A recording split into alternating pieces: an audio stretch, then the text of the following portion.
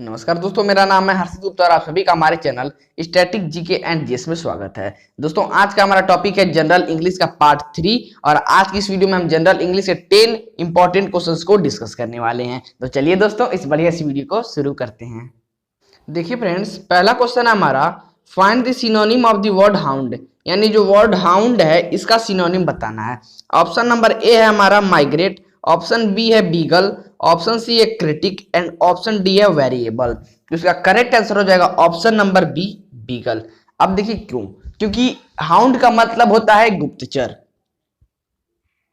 क्या गुप्तचर, और ये जो बीगल शब्द है इसका मतलब भी होता है गुप्तचर।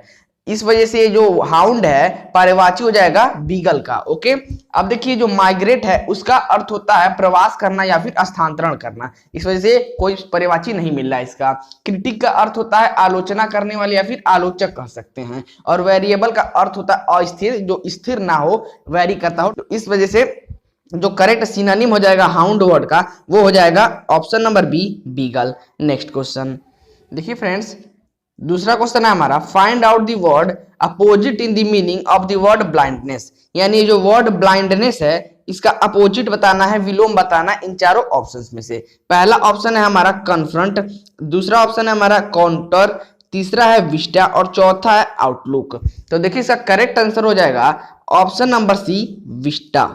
क्यों? क्योंकि जो ब्लाइंडनेस है इसका मतलब होता है अंधापन, यानी जो देख ना सके ऐसा ब्लाइंडनेस, ठीक है। और विस्टा का मतलब होता है दृश्य, क्या दृश्य, यानी देखा जाने वाला, और ब्लाइंडनेस का मतलब ना ही देखे जाने वाला। और देखिए क्यों, क्योंकि कन्फ्रंट का अर्थ होता है सामना करना, ये तो होगा नहीं। काउंटर का अर्थ होता है रूपरेखा, ये भी नहीं होगा। और आउटलुक का होता है संभावना, किसी हिसाब से मिल ही नहीं रहा है। इस वजह से करेक्ट आंसर हो जाएगा हमारा option number B, vista. Okay, next question देखिए दोस्तों, तीसरा क्वेश्चन है हमारा, 4 words are given, choose the correctly spelled word, यानी 4 वर्ड हमें यहाँ पर दिए हुए हैं, इन चारों में से किस वर्ड का स्पेलिंग करेक्ट है और एक सार्थक मीनिंग दे रहा है, ये हमें बताना है। तो देखिए पहला ऑप्शन है हमारा AJOURNMENT एजोर्नमेंट, AJORNMENT एजर्नमेंट। तीसरा है ADJOURNMENT एडजॉर्नमेंट। चौथा है ADJOURMANT एडजॉर्नमेंट। तो देखिए इसका करेक्ट आंसर हो जाएगा ऑप्शन नंबर सी, एडजॉर्नमेंट। क्यों? क्योंकि ये जो है करेक्ट स्पेलिंग है, और इसका जो बाकी ये 3 शब्द हैं ये तीनों रॉन्गली स्पेल्ड हैं। इन तीनों शब्द का अपने आप में कोई भी परफेक्ट मीनिंग नहीं है, सार्थक मीनिंग नहीं है। इस वजह से हमारा करेक्ट आंसर हो जाएगा ऑप्शन नंबर सी, एडजॉर्नमेंट। देखिए जो स्पेलिंग वाले शब्द हैं अक्सर एग्जाम में आते हैं और इन्हीं से ज्यादा क्वेश्चन बनते हैं, ठीक है। देखिए एडजॉर्नमेंट का अर्थ होता है अवकाश, क्या अवकाश, यानी जब हम किसी भी अपने काम को स्थगित करते हैं कुछ समय के लिए तो इसे हम अवकाश कहते हैं, ठीक है। देखिए फ्रेंड्स, चौथा क्वेश्चन है हमारा, select the alternative which best expresses the meaning of the idiom और फ्रेज, यानी यहाँ पर एक मुहावरा दिया हुआ है हमें, और इस मुहावरे का करेक्ट एक्सप्लेनेशन कौन कर रहा है इन चारों ऑप्शंस में से उसे बताना है। मुहावरा है हमारा ए वाइल्ड गूस चेज, यानी एक जंगली हंस का पीछा करना, इसका अर्थ हुआ। तब इसका मीनिंग क्या होगा, यानी इसका अर्थ क्या होगा? तो ये इसका अर्थ होता है व्यर्थ का प्रयत्न, यानी useless search. Option number D का करेक्ट आंसर हो जाएगा यूजलेस सर्च। ये जो आइडियम है ए वाइल्ड गूस चेज तब प्रयोग किया जाता है जब हम किसी व्यर्थ के प्रयत्नों को दिखाना चाहते हैं। ओके, नेक्स्ट क्वेश्चन देखिए फ्रेंड्स, 5वां नंबर क्वेश्चन है हमारा, choose the one which can be substituted for the given words और सेंटेंस, यानी 1 वर्ड सब्स्टिट्यूशन वाला क्वेश्चन है, अनेक शब्द के लिए एक शब्द वाला। इसमें क्या है कि हम एक लाइन दी हुई है और इस लाइन को मीनिंग को हम एक शब्द में क्या कह सकते हैं इन चारों ऑप्शंस में से उसे हमें बताना है। तो देखिए लाइन है हमारी, one who is not easily pleased by anything, यानी वह व्यक्ति वह जल्दी किसी से प्रसन्न ना हो, यानी वह व्यक्ति जिसा किसी से जल्दी बने ना। तो इसे हम एक शब्द में क्या कह सकते हैं? क्या हम गुलेबल कह सकते हैं, क्या हम फास्टिडियस कह सकते हैं, क्या हम इनोसेंट कह सकते हैं, या फिर हम एमेनेबल कह सकते हैं? तो देखिए इसका करेक्ट आंसर हो जाएगा option number B, fastidious. Fastidious मतलब होता है तुनुक मिजाज वाला व्यक्ति, यानी तुनुक मिजाज इन द सेंस कि वह व्यक्ति जो जल्दी किसी से बने ना, ऐसा मैंने बताया। और या फिर हम ऐसा कह सकते हैं कि जल्दी नाराज होने वाला व्यक्ति, बहुत चिड़चिड़ा व्यक्ति हो, जल्दी किसी से उसका बने ना, बहुत छोटी छोटी बातों पे गुस्सा हो जाता हो, उसे हम फास्टिडियस कहते हैं। क्या कहते हैं? फास्टिडियस। ओके, देखिए फ्रेंड्स, छठा क्वेश्चन हमारा, find out which part of the sentence has an error. यानी यहाँ पे एक सेंटेंस दिया हुआ है और उसे कुछ पार्ट में डिवाइड किया गया है, तो बताना कि किस पार्ट में इस सेंटेंस में एरर है, यानी गलतियां हैं। तो सेंटेंस हमारा, some of the richest business magnate live in Mumbai. ठीक है, अर्थ समझ में आ रहा है? यानी कुछ जो सबसे धनी बिजनेस मैग्नेट हैं वो कहाँ रहते हैं? मुंबई में रहते हैं। ठीक है, तो अब देखिए इसमें किस पार्ट में गलती है। क्या वो पार्ट ए में है? पार्ट ए है हमारा some of the richest, part B है बिजनेस मैग्नेट, पार्ट सी है लिव इन मुंबई, या पार्ट डी है हमारा नो एरर। तो इसका करेक्ट आंसर हो जाएगा ऑप्शन नंबर ए, बी। ये जो पार्ट बी है, पार्ट बी है, इसमें फॉल्ट है। कैसे? देखिए यहाँ पे जब हम सेंटेंस पढ़ेंगे कि सबसे ज्यादा धनियों में से कुछ धनी मुंबई में रहते हैं, यानी जब भी सम लग गया तो यहाँ पे हम ये क्लियर हो जाएंगे कि जो हमारा सेंटेंस है वो प्लूरल में जा रहा है। किस में जा रहा है? प्लूरल में। लेकिन यहाँ पे जब प्लूरल में बताया गया है सेंटेंस, तो यहाँ पे सब्जेक्ट सिंगुलर कैसे हो सकता है? क्योंकि मैग्नेट लिखा है, मैग्नेट से नहीं लिखा है, तो इस वजह से यहाँ पे बिजनेस मैग्नेट की जगह मैग्नेट्स हो जाएगा, बिजनेस मैग्नेट्स। तो इसी पार्ट में हमारे फॉल्ट था। इसका करेक्ट आंसर क्या है? Option number A, B. Part B में मिस्टेक था। नेक्स्ट क्वेश्चन देखिए फ्रेंड्स, सातवां क्वेश्चन है हमारा, चूज द करेक्ट अल्टरनेटिव।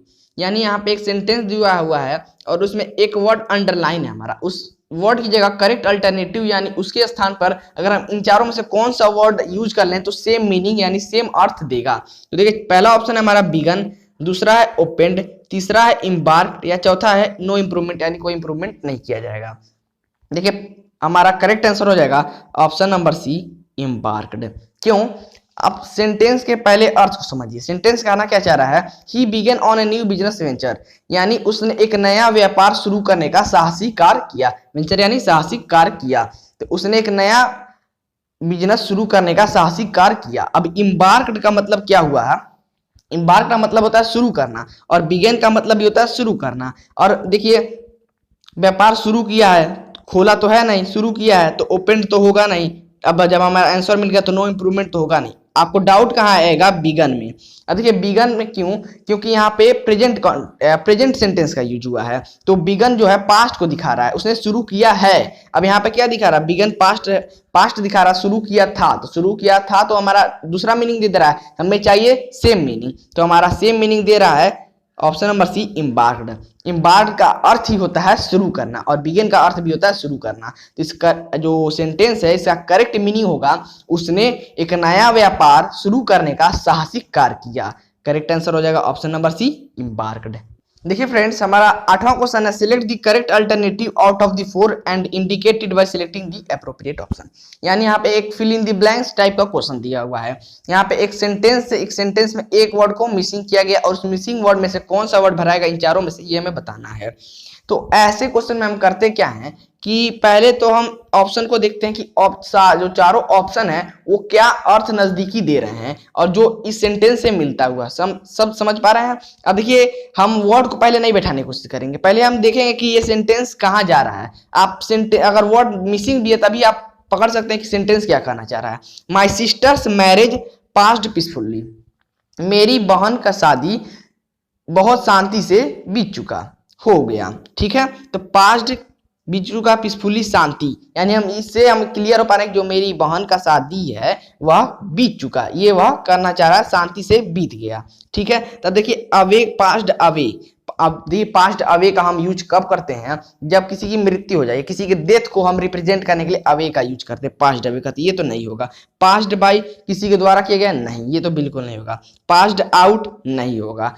क्या हो जाएगा? इसका करेक्ट आंसर हो जाएगा option number D, passed of. Passed of का मीनिंग होता है किसी चीज का बीत जाना। इसका करेक्ट आंसर हो जाएगा ऑप्शन नंबर डी, ऑफ। अब देखिए सेंटेंस जो है हमारा क्या अर्थ दे रहा है? मेरी बहन का शादी शांति से बीत गया। ओके, नेक्स्ट क्वेश्चन देखिए फ्रेंड्स, 9वां क्वेश्चन है हमारा, select the one which best expresses the same sentence in the passive voice. यानी यहाँ पे हमारा एक सेंटेंस दिया, उसका पैसिव वॉइस बताना है चारों ऑप्शंस में से। सेंटेंस हमारा, you have to finish painting this fence by Friday, यानी तुम्हें इस फेंस की पेंटिंग फ्राइडे तक खत्म करनी ही होगी। तो अब देखिए पैसिव वॉइस बनाने से पहले हम कुछ रूल हैं जो अपने माइंड में हमें रखना है। पहला, सब्जेक्ट को ऑब्जेक्ट बनाते हैं, ऑब्जेक्ट को सब्जेक्ट बनाते हैं। दूसरा, वर्ब की हमेशा थर्ड फॉर्म चेंज होती है। तीसरा, जो टेंस है उसका चेंज नहीं होता है, बस उसका जो हेल्पिंग वर्ब है उसका नाउन जो हमारा सब्जेक्ट है उसके नंबर के हिसाब से चेंज होता है। चौथा, एजेंट को शो करने के लिए हम बाई का प्रयोग करते हैं। अब देखिए अब हम कैसे बनाएंगे इसे। You have to finish painting this fence by Friday, यानी हमारा ऑब्जेक्ट हो गया दिस फेंस, ऑब्जेक्ट मिल गया ना, तो अब ऑब्जेक्ट को पहले लेंगे, यानी दिस फेंस हमारा पहला शब्द होगा, यानी उस हिसाब से option C cut, option D cut, क्योंकि इसमें पहला शब्द पेंटिंग है और पहला है इसमें बाई फ्राइडे, यानी ये तो हमारा होगा ही नहीं। ठीक है, अब देखिए अब हम लाएंगे वर्ब दिस फेंस। अब प्रेजेंट परफेक्ट टेंस है तो हम प्रेजेंट परफेक्ट में हैज या हैव का यूज करते हैं। दिस फेंस सिंगुलर है तो हम हैज का यूज करेंगे। दिस फेंस हैज, अब टू है, हैज टू बी। अब लाएंगे वर्ब, तो वर्ब है हमारा फिनिश, यानी इसका थर्ड फॉर्म यूज करेंगे finished. This fence has to be finished, इतना हो गया। अब लाएंगे अपना ऑब्जेक्ट, तो this fence has to be finished painting, क्या लाएंगे फिनिश्ड पेंटिंग। अब बाई यू, क्या लाएंगे बाई यू, क्योंकि सब्जेक्ट को हमें ऑब्जेक्ट बनाना है, तो बाई यू। अब जो बचा हमारा क्या बचा, बाई फ्राइडे, यानी this fence has to be finished painting by you by Friday, यानी हमारा करेक्ट आंसर हो जाएगा option number A, this fence has to be finished painting by you by Friday. Okay, समझ में आ गया? कोई डाउट होगा तो कमेंट बॉक्स में लिख दीजिएगा। देखिए फ्रेंड्स, 10th नंबर क्वेश्चन है हमारा और इस वीडियो का last question. Select the one which best expresses this sentence in indirect speech, यानी यहाँ पे जो सेंटेंस दिया है उसका इनडायरेक्ट स्पीच बताना है। सेंटेंस है हमारा Anil said Ali deserved the prize. अब देखिए सेंटेंस हमारा किसमें है, सिंपल पास्ट में, और सिंपल पास्ट को हम किसमें बदलते हैं, पास्ट परफेक्ट में। किसमें, पास्ट परफेक्ट में।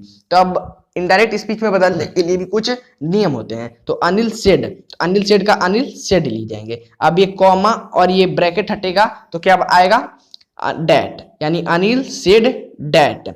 अब हमारा ये सेंटेंस को हम जिस फॉर्म में हमें चेंज करना है उसे लिखेंगे। तो यानी अब अली डिजर्व्ड द प्राइज का परफेक्ट पास्ट परफेक्ट टेंस क्या हो जाएगा, Ali had deserved the prize, यही होगा ना, Ali had deserved the prize. यानी हमारा पहला पार्ट में क्या हो जाएगा, Anil said that Ali had, अब इसको लिखेंगे ना, Ali had deserved the prize. तब ये किसमें है, ये है ऑप्शन नंबर डी में, Anil said that Anil had deserved the prize. इस वजह से हमारा करेक्ट आंसर हो जाएगा ऑप्शन नंबर डी।